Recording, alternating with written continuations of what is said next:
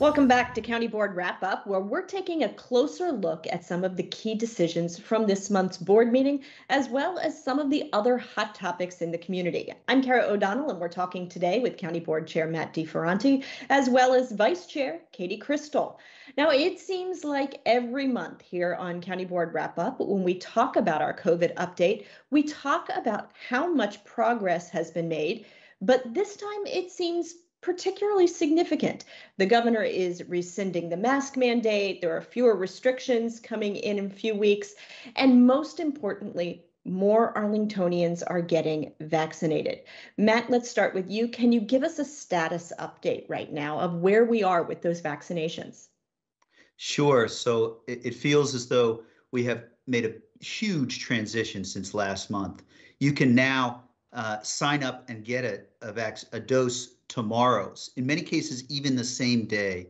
And so our supply is enough to help us towards that goal of we're getting fewer than 10 cases a day. Our test positivity rate is, last time I checked 4 days ago, 1.8% and falling. And so we're getting really close, I believe, to that point where we're far less at risk. But we still have a little work to do. By now, we're above 60% of those who are eligible have gotten doses.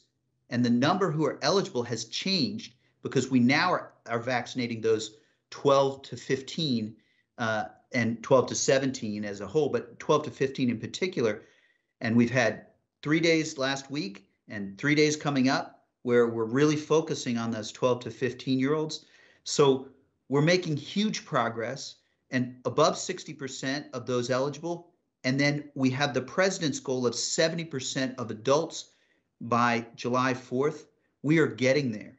And we just have seen such progress. It's to the community's credit because the community has wanted the vaccine at levels almost unseen in the country. And we're trying everything we can do. We're doing local vaccinations in the afternoons and evenings on weekdays.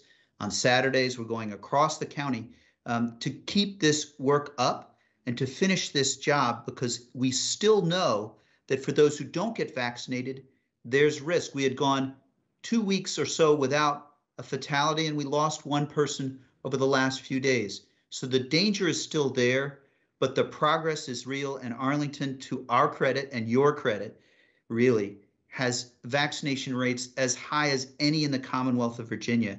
And that's both credit to our public health and to our community and all that we've been doing to try to help keep you safe. So lots of progress, but please, please, if you haven't gotten vaccinated, do it because the science is very clear that this is in your health interests. So I'm pretty excited about this. That doesn't mean it's done, but I know, Katie, all of us have been really focused on this over this last 5 months at least. It is extraordinary to be in a position as well where we're able to be now trying to find the arms to put shots in instead of the doses to put in arms. It's a wonderful moment at this phase. And it makes things not only, of course, so much easier for those individuals who are seeking to get vaccines now. The sign up process is so much less unwieldy, right? In many cases, we do have these walk-in clinics available, which they can always find by going to arlingtonva.us, putting vaccination in the search bar and finding the list of clinics, including walk-ins, are scheduled available.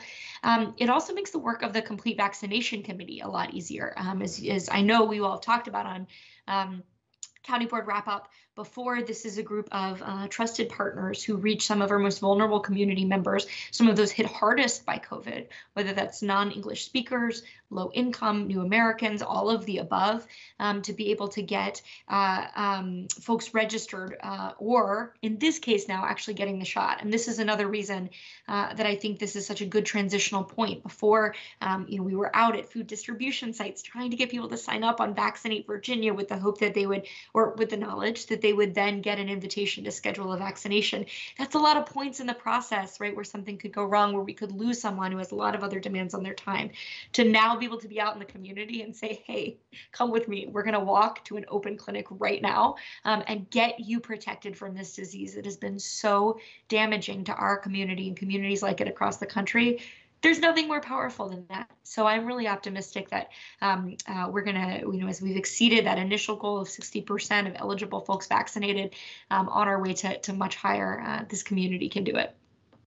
Now, I don't know about the two of you, but I know it's just kind of that feeling of the sigh of relief, like a giant weight is being lifted off our shoulders that, shows how much tension we've all been living with for so long, because of the threat of this illness. Now, with some of the new guidance from the governor's office, where are we in a sense of getting back to that proverbial normal, whether in the workplace, out at a restaurant, being around in community spaces, whether in parks or what have you? Give me a sense of where we are there here in Arlington. Well, I know we'll both have thoughts on this. We're both eager. I can tell you this past week, I went to lunch and it felt like a normal lunch with a resident, and that was fantastic. So the governor's already taken some steps, and there'll be some additional changes that are currently slated for the 28th of May. And that is sort of a watershed on social distancing and masks. We're all getting used to it. I see some people outside who might not need a mask under the president's new guidelines because they're in an open space, but we all are trying to be so responsible that they're erring on the side of being careful, which I think is the right place, and err on the side of wearing a mask, but also know that we are so close. After the 28th, and as we get into the month of June, I fully anticipate that the board will be back in session in person in June. And that's just an indicator that things are opening up and we're safe again. And so we're very nearly there, and just ask folks to keep being safe. And really over the coming week or weeks, we'll get to further safety. And I'm hoping that this long state of emergency declared by the governor will be able to be ended at some point in the coming 3-6 weeks or so. But I know getting back to normal, everything is sweeter now because we took for granted just going to lunch a year and a half ago. So I know, Katie, you've been very excited about this. All of us are, and I'm sure you'll have additional thoughts on the transition that we're going through. Absolutely. And I know there's a lot of interest in transitions in county services. I was just speaking with a resident on Monday night, really eager to see the libraries throw their doors back open. There's some cases where, as others have put more compellingly than me, we close pretty rapidly. Reopening is going to take a little more time. In some cases, for example, with libraries, we lost a lot of temporary staff. A lot of temporary staff no longer work for the county. I don't want to imply that we lost them. And so there will be some hiring that takes some ramp up before those facilities are back to normal, so to speak. I know the county manager just gave direction to Arlington County staff, encouraging and in fact clarifying that it is going to continue to be county policy to wear face coverings when you're in areas where you can't physically distance, exactly as Matt was talking about. So when people come back to our community centers, they will still probably see some staff wearing face coverings in areas where the distancing isn't possible. The only other thing I'll add is there's some areas where I hope we won't go back to normal. And a great example of that is we just got an update from the manager at our Tuesday recess meeting about staff's hard work to look for ways to make some of what's worked about temporary outdoor seating areas, the beloved TOSAs, work on a more permanent basis. And so that effort is underway with Community Planning, Housing and Development and the Department of Environmental Services. Turns out people really love outdoor dining and are sometimes willing to give up a little bit of vehicle travel and parking space to make that possible. One of the things we've been thinking a lot about is, we've seen virtual participation really increase in public engagement activities. It's not perfect. And so, in the future, we might like to do something hybrid. But, when it comes to, for example, having an open house on Vision Zero, for example, there are a lot of people who can participate if they can do so after they put the kids to bed, but don't have to get a babysitter, for example. And so virtual participation's really enabled that. And so thinking about consistent with open meetings requirements of the Commonwealth, which do mandate that under non-emergency situations, our commissions and board have to meet in person. But for these broader engagement opportunities, how can we keep some of what we've learned about virtual participation and not just go straight back to normal? So we're trying to not lose sight of a couple of those areas. And a third that I know is very close to our chair's heart and that he's worked really hard on is COVID has really crystallized our focus on hunger and who has not been food secure in this community. And I know that's something that our chair is not going to let just go back to normal in his hard work with the food security as a priority for all of Arlington. Yeah, I think that, that I thank you for mentioning that. It's very important to me and to all of us on the board. I think that as we transition, a little bit of continued grace in letting us get back to all the things. The CIP won't just be there at 10 years.